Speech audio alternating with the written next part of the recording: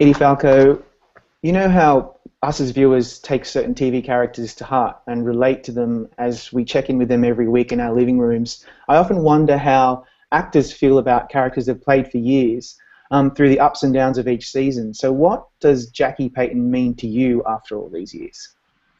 Let's see.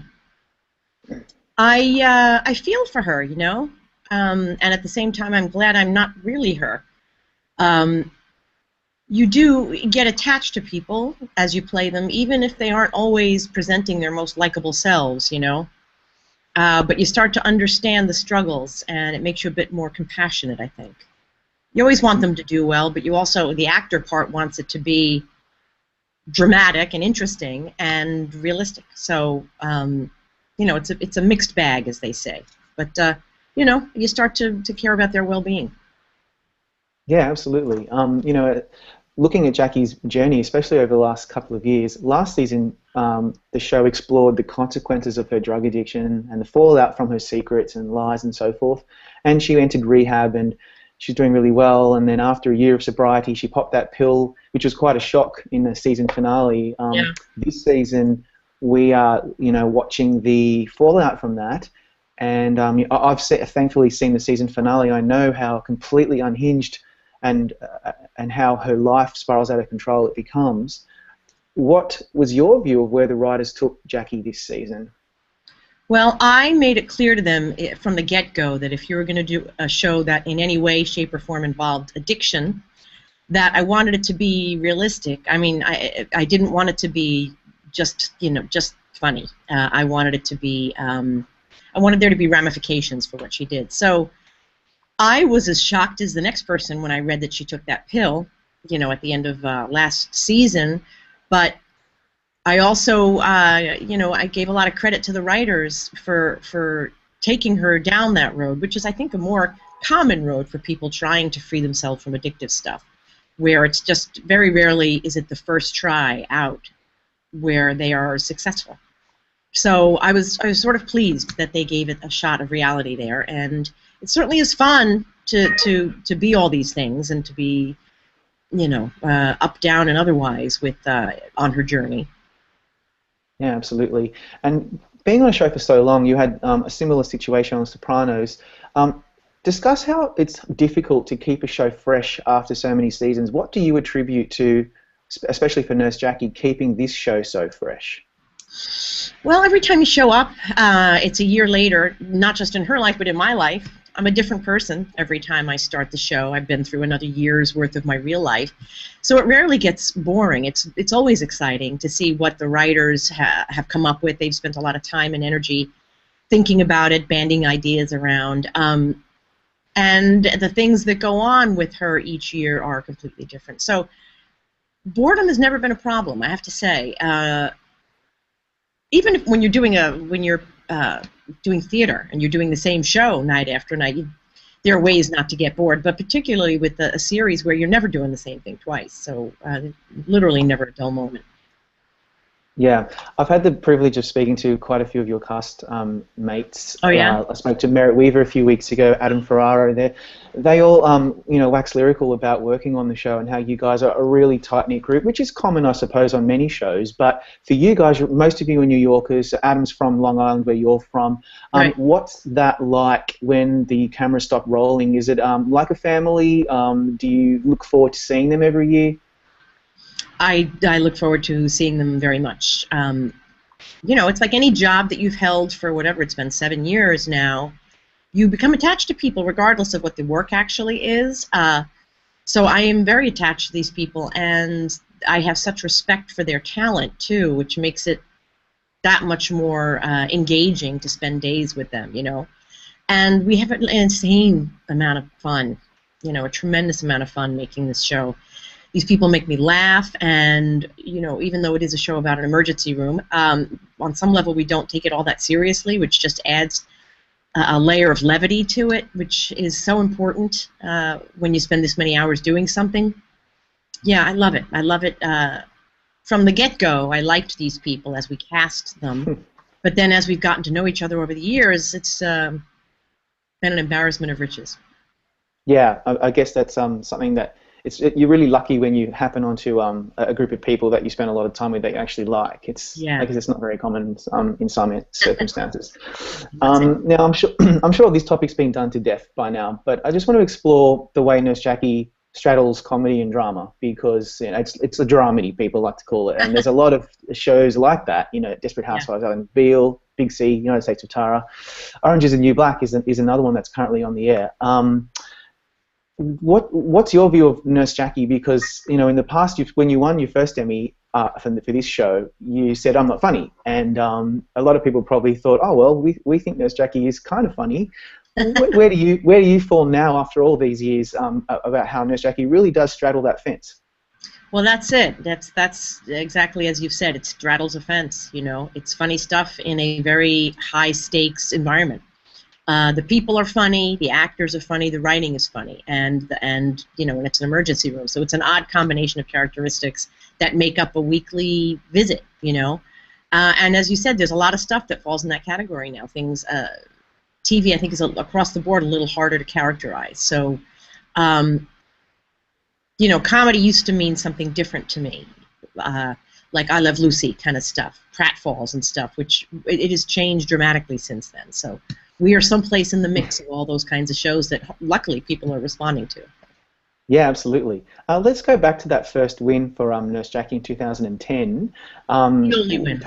Go on. Yeah, of course, the only win. Let's revisit that. Tell us about that night, what you can recall of it, and winning for Best Actress in a Comedy Series. Gosh, literally shocking. And there's a certain degree of relaxation that comes over you when you're at these award shows and you're absolutely sure you're not going to win. So I was in that place. I was just glad to be there and see my friends, and I just, completely unprepared for that turn of events. And that's really all I remember. I have an amazing capacity to forget traumatic events, and that's kind of where I am with that one.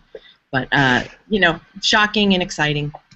You make a show and you just hope people watch it, and, you sometimes don't even dare to wish that they'll actually enjoy it. And we've been very, very lucky with this show. Yeah, absolutely. And, I'm sure people have raised this in the past, but you managed to, achieve something that's very rare. You're the only actress to win in comedy and drama in the lead categories. Only Robert Young and Carol O'Connor have done that in the past on the actor side. It's a really, really huge achievement. When that is brought up with you, what does that mean to you, and what do awards mean to you anyway? I sometimes, I'm concerned about how this may sound, but not concerned enough not to say it. That I have a mixed relationship with award shows. I know it's part of this business, but it really is like comparing apples and oranges sometimes. You see the different kinds of shows that are on, the different kinds of actors there are doing the different kinds of shows. It's more like rather than being a competition, it's more like a celebration. It's how I prefer to look at it, of what's going on in TV, and you get to see your friends and just have a moment where you look at your friends and realize we're working in this industry that, when we were in college, it was something you only dreamed about. So it's a chance to see us all dressed up and go to parties and sort of celebrate what's being done in television and that people are responding to it. So that's the head that I go into these award shows with. It seems to help me enjoy them better. Yeah, that's a great way to think of it. It's like a historical snapshot of that particular year in movies, film, stage. It's a lot of the time these academies snub, but that's the word people like to use, but they don't even reward some very deserving stuff. But it is a really good way to see this is what we thought was really good this year. Right. And it's so cool to be included, like you have so many times. People like to say about your career to date, you're like an awards machine. You've done so well with the SAGs and the Golden Globes and the Emmys. Like, that's pretty cool. Like, you got to. I think your attitude's perfect, but you've got to at least admit it's really nice when your peers are saying, "We think you are really good on this show, and we want to give you this trophy." Believe me, that is not lost on me. It's a little hard to believe. That's the truth, because I have a much easier time relating to the kid that got out of college and waited tables for a million years. I mean, that feels more like a me that I know better, that I'm more familiar with. So I don't know. It makes me uncomfortable if I think about what you just said. Yeah. But believe me, there is a very private part of myself that does know it, and is there really aren't Yeah. words for my gratitude and my appreciation for the fact that Yeah. people are aware of the fact that I'm working and they're watching it. Exactly, because it could be so much worse. You know, they Oh could just be God, like saying, "Oh, we think she's terrible, and let's oh just God, not yes. watch How her does show." that woman continue to work? Something along those lines. Yeah, God, I'm sick of her. And you know what else? What I think is really cool, because you're obviously so down to earth, and you don't want to be. When you got up on stage and won for as Jackie said, "I'm not funny." You then fronted up a few years later on 30 Rock on a great recurring stint, and you were hilarious. So Oh, obviously thank you were not telling the truth. So tell us well, about your thank role you, on 30 thank you. Rock. You know, it has a lot to do with the way one perceives oneself.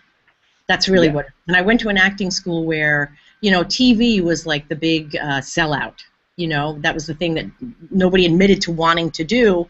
Um, and you know, we all, I don't know, had higher aspirations, or at least back then it was considered higher aspirations. So, um, and I have no idea what the question was, but yes. Well, working on 30 Rock alongside Alec Baldwin, Oh like yes, yes, those yes. guys are incredible. Thank you so And much. No, as I've said this before, but I really did feel out of my league. I could watch what these guys were doing, and it's a whole different mode, you know, of acting, a whole different set of muscles that I felt out of my league. But that's very sweet of you to say that maybe nobody knew that to the extent that I did.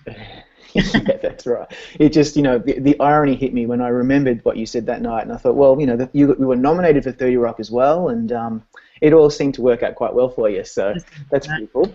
Yeah. Shut One up. final awards question, and that is obviously you will forever be known to many people as the actress who brought Carmela Soprano to life on screen.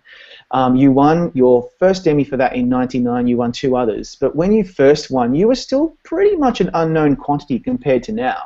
I mean, you were on Oz. A lot of us, including myself, knew you from Oz. But when you first won that particular trophy, although it's still just another award, was that a special one because it was the first time you were kind of validated like that? Absolutely, absolutely. I mean, you start to wonder, you know, how much of this was just by accident. You know, that I got cast in that, and that the show got picked up, and you keep thinking on some level it's a fluke because you know what the odds are that something like that would happen. That in an industry where there's, I think, 98% unemployment in my unions, that that this could actually be happening. So it was another step along the way where I just thought this is beyond belief. It's beyond belief that so much good could be happening in regard to something I worried for years and years that I would never really be able to support myself, and I was getting a lot of stuff that I never dared to ask for. So that it is a little off-putting in a way. It can disorient you a little bit. So yeah, that's kind of where I was with that. And when we went back for the second year to shoot Jim Gandolfini, I looked at each other like, I don't know what we did, but I'll try to do it again. Just both of us kind of in a state of disbelief about what was happening to our lives. It was a big, crazy time. Yeah, and just from you saying that, I reminded myself that I've read in the past that you and the late, great James Gandolfini used to say to each other, let's just get on with this and we'll just shoot the scenes and we'll get the season done. And Yeah. at the time, you probably didn't realize how huge this show has become in pop culture. It's so influential. It's really an understatement. There's really no way that I can state how important it is to the TV landscape today. And does that ring home to you more so now that you've seen that people are still relating to that show? I may be more so now, but still I think nowhere near what may be other people's perception, because I don't seem capable to take that in for some reason. It may be even a longer time than it has been before I can get an idea of where that was in the landscape of television. I know certainly where it was in the landscape of my life and in the lives of the people that are around me, family and friends and stuff. But I don't know. Maybe I'll never really be able to feel it in a real way, and I don't know that I want to, maybe, because it was such a big internal experience for me that I don't know that I can have both. Time will tell. Yeah, time will tell. Last year, the world mourned the loss of James Gandolfini, and one of the most memorable moments at the Emmys last year was your really beautiful tribute to him. You were also featured on the documentary on HBO about him. Does that come up a lot for you, even now after all this time? Do people still really want to talk about his legacy? Oh yeah, absolutely. And it's funny that they think of me as the conduit. You know what I mean? Like, as a person to talk to about Jim, when in fact our relationship, though I loved him very much, we had mostly a professional relationship, but it's very moving that people feel like they can express themselves about Jim and their feelings about him and his performance. To me, it's very moving, actually. It's a place where people feel like they can open up, and you know, I'm moved by that. But yeah, it happens. It happens a lot. Sorry. That's okay. Let's switch up the tone of the discussion just before we let you go. And that I wanted to talk about. Nurse Jackie is really smart, sharp, confronting, but it's also really funny, as we've talked about before. And a lot of the funny is brought by the interplay between you and Merritt Weaver's character, Zoe. And we spoke to her a few weeks ago, and she totally agreed that her highlight on the show is her interaction with you. Mm-hmm. But we'd like to hear from the other side. Tell us about working with her. She's relatively new to the TV business, unlike yourself. What was it like beginning that relationship with her a few years ago, and how is it now? Well, I was hoping to be able to be the first one to say that it's the highlight of my my work on the show. You know, I had seen a clip of her someplace, well, before we were casting this, and it's one of those things where your eyes open wide and you just can't take your eyes off of her. It was an audition for something else. When she came in for the show, all I knew was that she had to be on it. That she had, you know, in order for me to be happy, they really needed to make sure that she was cast. And truly, that my scenes with her are hugely gratifying because they are greatly funny, but she is a phenomenal actress. So it's not just that she's funny, it's that I believe her, and that when we're acting opposite each other, you know, the whole acting part of it kind of goes away, and it feels very real. I know no other words to use for that, but and every time we shoot the scene, it's different. She has different things that she comes up with, different ways of saying the lines, different spins on the tone of the scene, and you know, it's just, there's no greater joy working with Merritt and, you know, actors of her caliber. It's why I do this. I feel so lucky that we have her. Yeah, and that explains one of the most delightful moments from last year's Emmys was when obviously when she won, such a surprise. Yeah. And she gave the greatest Emmy speech of all time, where she just pretty much said thanks a lot, and she was off. Right. But what I loved so much, what was so funny and so just so genuine, was when the camera panned to you, and the look on your face just said it all. That you were surprised, but also so happy for someone in her position to be up there on stage. I was, and there was the piece also that was just terrified for her because I don't know, you know, she's not in her comfort zone in a situation like that. So I actually hugged her and I whispered in her ear, "I'm sorry," because I knew what was going to come from that point on was going to be very challenging for her, and she showed up for it. I think in every single way, in truly Merritt fashion. I was so proud of her, and I think she's the greatest. Yeah, I mean, it was a big night for Nurse Jackie alums because Bobby Cannavale won as well for Boardwalk Empire, and then I thought maybe you might get the trifecta, but it wasn't meant to be that particular night. So we'll see. Yeah, we'll see what happens this year. Nurse Jackie is obviously up for lots of Emmys. It's on the ballot all over the place. Do you have a particular highlight from this season that you would point to as, you know, something that you would say would represent your work on the show for this season, or are you just happy to let other people think about that stuff? I'm happy to let other people think about it because you know, from kind of, it becomes like a big long journey for me. I'm not so good at remembering even which season was which and what episode was which, and I remember certain actors that I loved to work with, you know, along the way. Like I can't, and now my memory is gone, which is just the most awful thing. We've had so many great guest actors, and of course the actors that are on our show regularly, and that's what I mostly remember. I remember a lot of days when me and Merritt and Stephen Wallum, who plays Thor, started giggling, those giggle fits that you get while you're shooting, and as angry as everybody gets on set, which they ultimately do because it's a waste of time, is just how deeply delighted I am that I work in a place where this kind of thing goes on and I don't get fired. You know, it's just one of the greatest joys of my life is watching Merritt not be able to stop laughing. Yeah, Really. oh, I really want to see that blooper reel. We've got to get our hands on that I somewhere. wonder if there will. We always say there will be one. We threaten, but I hope there really will be. Well, let's fingers crossed for that. Now, we don't know when this Jackie's going to end, but obviously, as it starts to wind down, are you looking to other projects? Will you be back on Broadway? Have you got movies or TV shows lined up?